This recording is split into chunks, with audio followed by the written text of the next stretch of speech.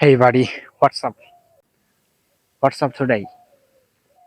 You can see behind me. Can you guess? Okay, today I would like to demonstrate you how beautiful the place can be. Okay, so my brothers and sisters, you can see this. This is the pond.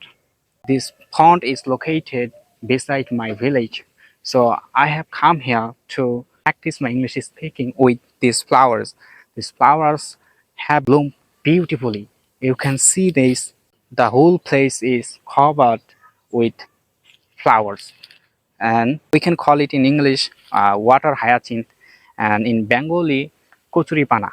So you can see this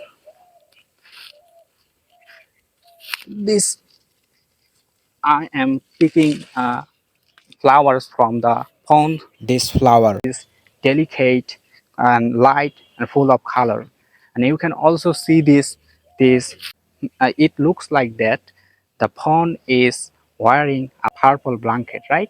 So thank you so much for watching. In this way I will practice my English speaking, and I will upload my English speaking video on social platform.